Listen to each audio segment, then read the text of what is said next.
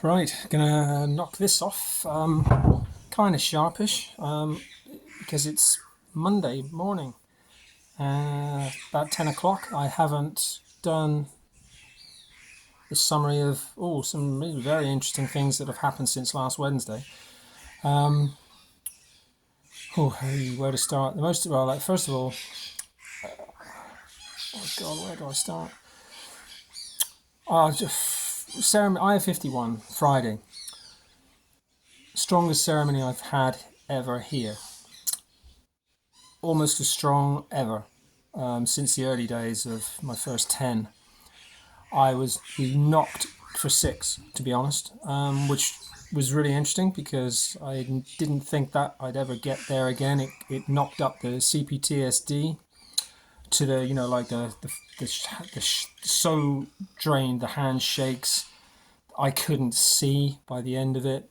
I couldn't get up off the bed for half an hour after the ceremony finished, and I was absolutely gone. When I did, Antonio had pulled me up, and Josh was there, and Josh gave me a hug, and because like I said, you feel energies, and he obviously knew I was having a tough one because Maestro came over to me twice in that ceremony. It was Arcana night as well, so he probably read how powerful things were for me. Maestro came over and asked me a couple of times, how are you, amigos? I was like, yeah, I'm fine, but I wasn't, but I was, if you know what I mean. But it was a tough one from the point of view of a lot of just regain control, because I knew Wednesday that getting that clean again and wanting to get to where I was in that spiritual space that I got a month ago, I'd have to push it on Friday. So I kind of made my mind up before I went in. It's going to have to be a strong one. So I had half a cup for the first one, and then half a cup for the second one, and it was a different mix. The group had made that mix Friday morning. I didn't go down because it was quite a big group, but they did actually help prepare it. Bashing the ayahuasca and stuff. So they'd all had input into that, and then obviously Maestro reducing it down to the liter by the end for that day. So it was a new mix too, and it was pretty strong visually.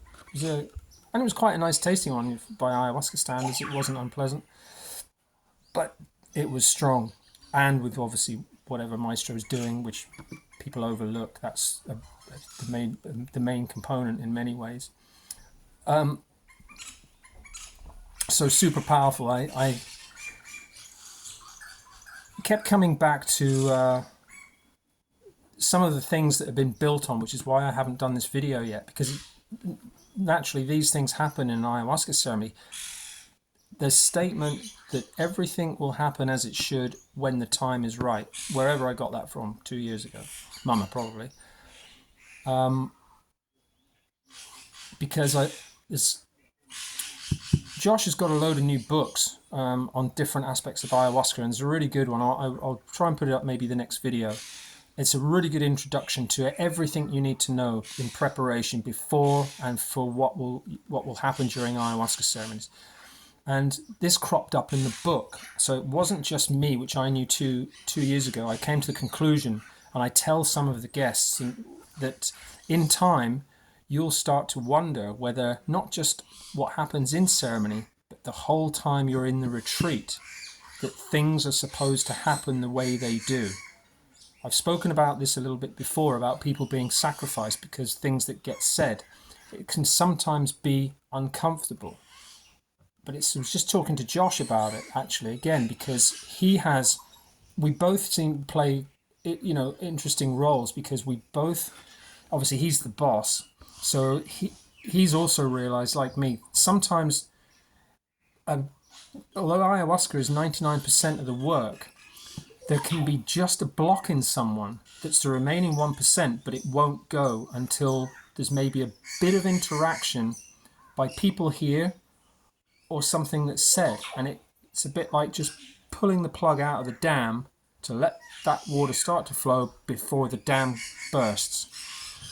And we both had a conversation about people who were here last week and our interactions with them that had an effect of loosening them up. Like with Josh, tends to have long conversations with people.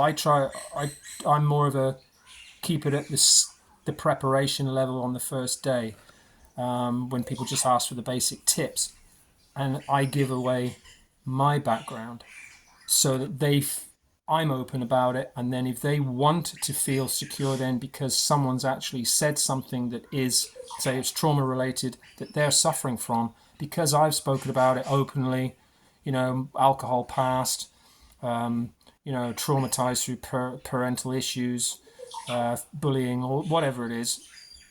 If they hear that, and even if they don't want to speak about it at the time because they're with strangers, and then eventually maybe after various meals and the way people move around, you might get left with the one person that it causes a particular conversation, and then that bond happens and they feel free to talk. That's loosened their mind up enough. It's allowed that plug to be pulled, and then the next ceremony, then it's free to come, because otherwise the blockages can remain, and then people in under the influence of ayahuasca may, because they haven't just had that pin pulled, they're not ready for the dam to burst, and then they get into the fear of the actual ayahuasca feelings and what's going on, and then they get into another space and the ego takes over again, and then they're afraid, and it just doesn't happen. It always happens by the end, though, because ayahuasca's powerful. She knows what she's doing, and she knows how to get around it, as well as, and obviously Maestro and ayahuasca completely take over anyway eventually, but it can be maybe toward the end of the week, like we saw with Tom, and I've just spoken to Josh about that, so that's really interesting, and I'm not going to say here because it's not my place, but what I suspected was correct. Seen some horrible things in wars in the Middle East. So no wonder that level of burden is just horrendous for anybody to carry. So you can imagine what goes on both sides outside of mere fighting. Is so awful situation for anybody to have to experience in their life. So heart goes out to you, Tom, if you're watching this, man. Like I said to you on the last day, very, very brave to bring that burden, but without knowing the details. But and then the same with the lady last week. Josh knew a bit more about the detail because she was prepared to speak to him. I don't need to know the details, and I'm getting very good at. If people want to speak about it, that's fine. I don't ask now anymore, unless people want to tell me, that's fine. But that a lot of people want to keep that private, and that's okay. But overall, it's a real privilege, and it's a wonderful place to be. And Josh was just talking about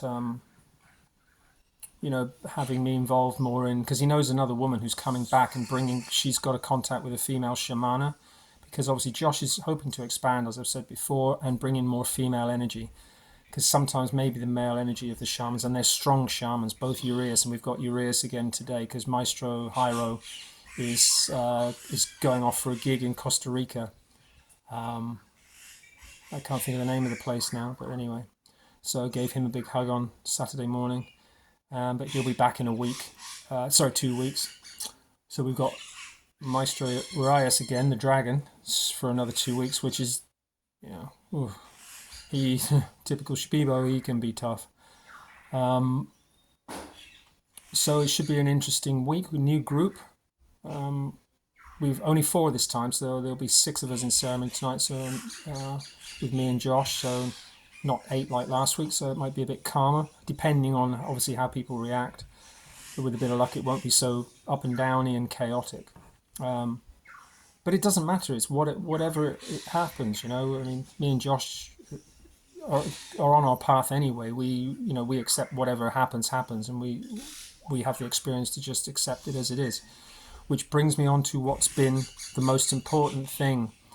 I sent a couple of people after after Mama Ayahuasca had said to me a couple of weeks ago about the concept of narcissistic thinking, the infection from narcissistic parents that have caused your damage, that although you don't obviously you don't have to become full-blown narcissistic personality disorder yourself, but some of those traits are mind infections, and they affect your thinking as to a certain amount of like entitlement thinking. And the more I've thought about that, it's been a radical union of Jung's individuation. Once you realize that and be honest with yourself about the way you think, you get the individuation, the integration happening. And I've been feeling great since, because just that, knowing that alone, that was a problem, made me see a lot of my darkness, a lot of my trapped thinking that drives my apathy, the give up mentality. What's the point? The world's fucked, blah, blah, blah. So that has helped immensely. And then building on that, I was just lying down a couple of days ago in the morning and just thinking about some of the concepts of the psychology of narcissistic thinking, and had like an ideal realization for one ideal. So I wrote it in a message to Robbo and then sent it to Mike and Joe. And it's not the most poetic thing in the world, but it makes the point that depending what happens, your reaction can be one of two things in its base form, which is, if the problem arises, the narcissistic mind will say, why the fuck did that have to happen? But the integrated mind will respond, wow, I'm lucky that doesn't happen more often as it could. And that's the difference. And although it's not easy, it's so easy in the world with just things going wrong and stress and pressure to get sucked back into the negative thought habits, because that's what they are, they're habits. And if you've been around a narcissistic environment for most of your life, as I have, that's their way of thinking all the time, because things that never go right for them is the external world and everybody else's fault, because they don't have any concept of taking responsibility for their own actions. This is what's going on with the whole wokeism thing, because the forces that be through social media are causing the mind worms and driving narcissism and that perpetual entitlement mentality where people just cannot accept the reality of the real world. And as Mama said to me in this, she said, there's always going to be problems. Always. They're always going to be coming along. So you have a choice. You have a choice of the yin and the yang. Which one are you going to choose? If you choose the dark side, then your life will degenerate down the negative pathway and your life will be shit. Or you choose to think about it on the light side. That's your choice. Not easy, especially if you've been obviously habitualized through most of your life to negative thought pathways. So, but ultimately it is your choice. And if negative thoughts arise, you just stop them. It's mind control. You have to have the strength of mind. And it's not easy. I caught myself a couple of times since getting just in that mood will come on and then just say, oh yeah, I'm feeling a bit normal now. It's like after Friday's worn off and I'm feeling a bit low and this is that was, oh yeah, and this blah. Whoa, stop. That's a negative thought. Ignore it. Replace it with something different, something positive, a distraction, whatever, so that don't get sucked back down that eternal vortex of dark thinking that produces dark actions and depression and negativity and all the things that that stops you progressing in life in general. Because it's all we're going to have in the future. We know the future that's coming, that's planned with the people who have control. It's tyranny and horrendous things coming. But what are you going to do about it? The only place you can deal with that is in here. So this came on to last week's ceremony since about Wednesday. In ceremony, as the example, Stop thinking about other people. That's mama's business. But obviously certain parts of that are for learning. You are reading other people what's going on when they're about to vomit. You're feeling the energies in the room. But like mama then saying, don't let it preoccupy you for your particular journey. And at that time, on Friday, I had this beautiful transcendental force, mama, in a different form. None of the chatter, which I know now was my own negative side of my own head. Every conversation I started as me was answered by me, the dark side, causing the convoluted arguments. But Transcendental Mama, or like almost a different version of her, this force was saying, in a more, not spooky, but a more esoteric voice as well, which made it really kind of, whoa, this is fantastic. Was come with me, come with us, actually, come, and sort of slow, like ghostly, come, but it wasn't negative. It was just beckoning. Come with me, let go, have things to show you, and try to get back to that where I was before, where I was in a different transcendental level. And then later, I kept getting dropped back out. This is why I took the second cup, because I thought I want to go back down. I think this is what I've got to try. But obviously, ayahuasca had slightly different. Obviously, there's a physical side of it too. And that second cup was so strong, it kicked off the CPTSD, which then gave mama the reminders to say, another reminder, this is how deep your CPTSD is in the body of yours. That's why you're feeling so shit. You need the reminder of how far you've come in your normal life, yet again, that reminder to what you suffered. And I had the hot sweats and everything, like what I used to think was alcohol come downs. But I know now alcohol was the body stress trigger for kicking off the unbelievable, horrendous levels of CPTSD, as the body is just literally in complete panic mode for 24 hours, vomiting, diarrhea, just like happens in ayahuasca anyway. Or can do if you get those effects, if it's strong enough and you've had the particular type of trauma that it's working on. It's horrible. And that's what I went through on Friday again.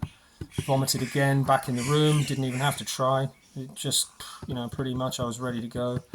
And diarrhea a lot, about three or four times again that night. Felt pretty terrible, but absolutely falling over in here. Like,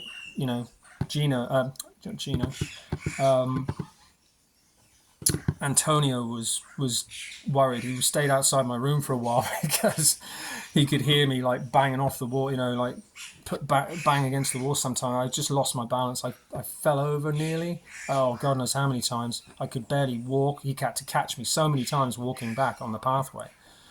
And Josh said, he said, I was a bit worried about you on Friday, but I had a laugh about it. I said, yeah, because he gave me a big hug afterwards. As I got on my feet, and I was just like, I was gone. I just didn't know where I was, so that was great. But the physical effects were horrible. Back to the CPTSD days of Kapatari and the temple, back to the first 10 ceremonies that were really heavy like that. I've had them since, quite a few times, but particularly bad here because it's been so long since I've been like that, and it's 4 months here and I haven't been anywhere near that bad actually at Light of Shipibo. I've been close, but nowhere near like that bad, falling over, like, and balance and the tripping, like just couldn't see, just bang, like with everything else. So interesting. But then the main point again is to come back to the big lesson, going back to that, how are we going to deal with negativity? And in the ceremony, it was about staying just divorced from the external reality. Observer. She said, just observe. Pull back your spiritual self, that sense of spiritual entity, pull it back from the real world, almost with no emotion. Just you're an observer. That's all. You're just seeing reality pass by you. And then onto the acceptance of it. So it's observance and acceptance. No matter what's going on, no matter what bad things are happening, you're just observing them and accepting them. And that's the rule for your daily life. Obviously, in real life, you would act on whatever's happening, but to keep the cool head, you act from, like, say, if you're a first aider, you can't have a first aider dealing with a bad accident of somebody and be panicking. You have to keep a calm head and just step by step, staying calm. And it's not easy to do, is it? Everyday life, if something bad happens to your kid or there's a car accident or whatever you see, are you going to get involved? If you have the skills, obviously. If you've had first aid experience, you'd get involved, or should, if you've had good training and you're confident in it. And I have had first aid experience courses, but I've never had to deal with it. And in Peru, I wouldn't anyway. Probably. Depends on the situation, because of the language and stuff, and then getting involved culturally and blah, blah, blah. But basically, the idea is what are you going to do? And that's your situation you're in your real life. It's how you're going to handle it. And it sounds common sense, but it's not. Because how you handle it, depending on what thought triggers you already have drilled into you because of a particular past, is going to override in the panic and dictate your fight-flight mechanisms for that situation. So disabling the potential for a cool head and the observance to be able to see what's going on coolly, rationally, and then be able to act upon it. Same as martial arts in principle. The Tai Chi master, they never lose their temper. The ideal martial artist is completely cool as a cucumber. There's no anger. There's no negative feelings or thoughts. They just deal with the situation, stay calm, and use the opponent's energy against them in the soft martial arts, things like that. So it's that concept. And having that, obviously, in an experience of ayahuasca, like any experience, is learning it. You learn better through a real experience. Theory's fine up to a point, but there's no point being able to read books on valve amps or electronics. In my case, you can read as many as you like, bore yourself and fall asleep. But unless you start building circuits, you're never going to understand electronics. Because by coming across the various things that happen and taking measurements and making mistakes, and then that's how you understand, learn to build things and learn to fix them. Same with any discipline. It's doing it. So ayahuasca, giving you that experience within ceremony, really rams it home, so it sticks. So fascinating whole of last week. And then to come across that the same concepts in the book. After I'd mentioned them to the Japanese girl, and it was interesting because last week Ashley was sat next to me for breakfast, and the Japanese lady she'd made some headway. She felt better by Friday, but she still hadn't really gone. I was just talking to Josh about it, because obviously where I was looking for ways. I mean, from my point of view, I don't feel I'm not necessarily feeding back all the time, because these things happen. But this thing in the book about, you will come to the conclusion that once you're in a retreat, and I've said this on quite a few occasions to people in the past, you may even start to come to the conclusion that not just what happens in ceremony, but everything that happens for the time you're in the retreat is almost planned. It's Mama's in control of that as well. Things happen for a reason. Like I said, well, they're seemingly good or bad at the time, but they can also cause people, like Mara's arrow, something that, someone said something and it hurt them. And then I've seen it happen, people can go quiet and really introspective, like something's burning them. And they go away, they go quiet, and maybe and under the influence of ayahuasca, they've had one ceremony, aya's already working, and it's working for the rest of the week and for the weeks after ceremony, which is why you have the integration and why you have the mood experiences, hopefully with the mindfulness, to be able to see it for what it is, that it's an experience that ayahuasca's giving you. It's not just an old reaction from your old way of thinking. Without the mindfulness and you won't be able to bring it into the consciousness. Go, I understand. I know why I'm feeling like this. You may have a full realization. It relates to that aspect of parental abandonment. That's why I felt about that. So the whole process, the time you spend in an ayahuasca retreat, all of it is therapy, and it's all effectively planned. So, to see that in the book the other day was really good. And the same thing happened while I was talking to the Japanese lady. She kept saying about, I'm going back to Iquitos, because first she wasn't. She was saying about Indiana, and I was telling her about the B&Bs there, the hospedajes, because of just the much better energies. But she was fixated on salt in her food. She didn't want to accept. She said, my body doesn't feel right. She said, that morning she was sort of half joking. She was in a good mood, but she was saying, I'm going back to Iquitos, so I need salt. And I said, no, you don't. And I was probably quite a bit harsh, without meaning to be. But again, I'm being used as a vehicle, because then I had this perfect spiel, like Mama was talking through me. And I gave this whole monologue about the changes in the body, the pre-preparation for ayahuasca, the acceptance of the rules. You're not here to pick and choose your rules. You're here to be broken down physically, mentally, emotionally, psychologically, particularly spiritually. And the lack of salt is in the process for a very good reason. You don't get to pick and choose the rules. If you're not happy with the food, that's something about you. You need to look at your mind control. You need to look at the preparation that you did before you came. And that, I think, was her blockage, because she was not prepared.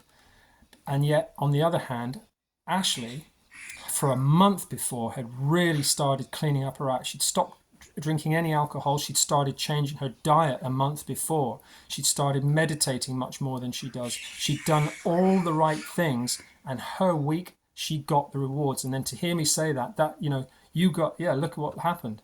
Look at the payoff. Look at the rewards you got. You got so many things answered, fantastic visions in front of the Japanese lady. Then you could see the penny drop, and the kind of, especially for probably a Japanese person, that kind of aspect of, I haven't worked hard enough, it's my fault. And then she was quiet after that and sat in the chair for a while. But I said to her, when I gave her a hug when she got on the boat, I said, you'll be, I said, I hope to see you soon. Do you think you'll come back? She said, maybe. I said, I hope you do. I hope to see you in the future. I said, because next time, I think, by the time you've had integration and taken into account everything that's happened and the way you viewed the whole process before compared to how you're going to view it after the week you've just had, and be working on that, you'll come back and be in a much better space and get a lot more out of it. Because it was personal blockage. It's nearly always, some kind of personal blockage. And it can be really difficult for people to either accept it or even know what that is, because it can be subconscious and deep. And this is why trait openness is a really good trait to have, because if you're comfortable, because you've already accepted what you are for the reasons that you became what you are to some degree, and that self-acceptance is the first step, because you have to accept what you are to give yourself to Mama. Because she knows anyway, So by being trait open with other people, ayahuasca retreats have seen every type of situation. And the more you do, the more people you meet, the more you gain your own experience. Because you've been through your own stuff, so you're already aware of a lot of the stuff that's affecting you. Generally affects, in one way or another, it affects other people, just slightly different ways. But the core elements of them are the same. They're parental mainly. They come from parental abuse, because a child without security can't grow up as a balanced individual. And whether the aspects of that abuse are either neglect or physical or mental or sexual, punishment of some sort, there are all these components, because all these then spiral off into all the addictions that come off them as people are looking to escape, whether it's alcohol, drugs, sex, shopping. All of these things come from the core elements of the basic fundamentals of trauma, which right at its core fundamental is lack of unconditional love. And that's the base emotion that's been lacking in a child's life for the most part, and in everyone's lives, because that's what made the parents like they were, because they didn't know how to give it. So they have kids and they don't know how to pass that on because they never had it. So generational trauma is obvious, that it's inevitable from that perspective. So anyway, I mentioned the Philippines in the last one, that Mama was, you should go to the Philippines, and I'm happy with that, and I feel that is really what I should do. And the more I've thought about it, to have I've never had such a direct instruction from Mama with anything. Like I said before, I've never had direction. It's been really frustrating for me, and I just had to tell Josh. I said this was amazing last week. I'd already told Gino and Maestro, and I said even they seem surprised because it seems to be a break in the plan. And ironically, Josh was talking about this woman he's had here before, who knows a female shaman, and she's going to come back, and he's planning on bringing her, and he said also me, like to come in to talk with the team about, because what he's learned as well in the last, since I've been here, very similar about him, the way he talks to people and gets to the bottom of what he needs, similarly as I do. And that's what I said about pulling the plug. It's like pulling the plug on the dam, just to start the trickle for the dam to burst. These conversations are important, but of course now with experience and Mama's guidance, I honestly believe that she only lets me speak now to the right people when the time is right, and those that are open to it. And I've got a good sense of that now, and how to word the conversations. And it always starts with, if that's the way it goes, asking everybody at some point, what brings you to ayahuasca? Because it's an open question. Because it doesn't imply, tell me your life's details. I want to know every horrendous detail of your horrific trauma. It just means they have the option to say, I'm just looking for direction, or I've got some trauma I want to work through. Great. And if they want to expand on that, they will. And then slowly, depending on who I'm talking to, get a feel for what I say about mine. And then that usually is enough to coax people out. And Josh's approach is pretty much the same. Because that's the way to be. Because you have to allow the people to volunteer it. You can't ask the direct questions. Sometimes I'm surprised. We had a lovely guy who was here with Helena when Helena was here. The Filipino guy who did a lot of meditation. When I met him on the pathway, I was sunbathing and said to him, oh, nice to meet you, and had a quick chat. And said, oh, what brings you to ayahuasca? And he just straight out told me the root cause of his trauma. Like, sexual abuse as a child. It's like, wow, okay. Just hit me in the face straight away with that one. It's nice, but I was surprised that someone was just going to be, they'd already come to terms, obviously, with so much, and no fear about, look, that's what happened to me. It wasn't my fault. I'm now 50. I've had to deal with it, and I'm okay.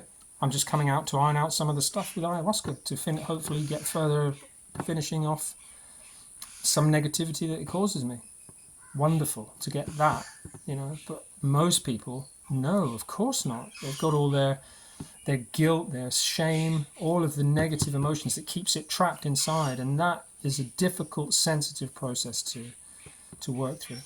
So anyway, it was interesting that Josh was sort of considering me being part of these talks. Again, Mama works in mysterious ways, but I at the moment, my perception of the whole situation is, no, I'm going to the Philippines. So I did say to him, I told him about Mama saying to me 4 times, by October, you've got to leave anyway. You should go to the Philippines. Find your potential. And I don't think I should ignore it. And the more I thought about it, the more I liked the idea. I mean, it doesn't mean to say that I'm going to be there for good. Who knows? You just don't know. It might not work out at all. And then January I might be back here. Don't know. So it's exciting in a way, but anyway, that's where it stands, and that's the main lessons for last week. And it's been, in retrospect, it's been wonderful. It was a bit tricky the first two ceremonies because of the way the group was overcoming their issues, but obviously, Josh and I, we got more or less the same amount of ceremonies and experience. So we have our role, and like I said, I believe that Mama works. You're part of the tools that she's using. You're working for Mama. Everybody is. As soon as you come to a retreat, you're working for Mama, actually, because the way the medicine hits you, how other people see that medicine affect you, what your reactions are, feeds back on them, and feeds their experience to enable them to become either